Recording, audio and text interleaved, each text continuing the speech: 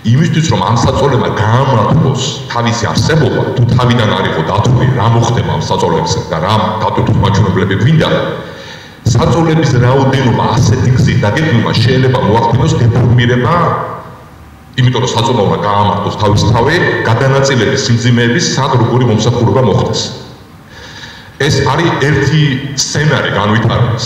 გვინდა ეს სცენარი, თუ ჯობია წინასწარ მექანიკურად პროპორციებზე სანამ დავარ, სწორედ ეს გათვლა გაკეთდეს და ითქვას, არის ასეთი მომსახურება ამ დონეზე საჭირო, თუ არის საჭირო, რა არის უტილიზაციის შესაძლო მაჩვენებელი, მე გამოიყვანოს სასურველი დატვირთვის მაჩვენებელი და მე გამოიხვიდე იმავე, ხო?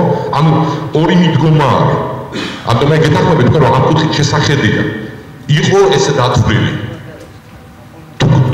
გვინდა რომ კარგი ეს პროპორცია მექანიკურად დავაღალბო და მე აჩვენეს მე უბრალოდ სანამ სოფლად მე სკეპტიკური ვარ რომ ყველაფერ ამას ბაზარი ლამაზად დაალაგებს იმიტომ რომ სულ რო გენიოსები ყურა ამ ბაზარს თავისი ეფექტები აქვს ჯანდაცვისას და მე ვეფიზიერებ ხოლმე ესე ოპტიმიზმს რომ ნუ ამას დაარეგულოს ბაზარი დაარეგულირებს რაღაცა გაჯერდება მაგრამ შეიძლება ამის საფოსტური ძალზვილი იყოს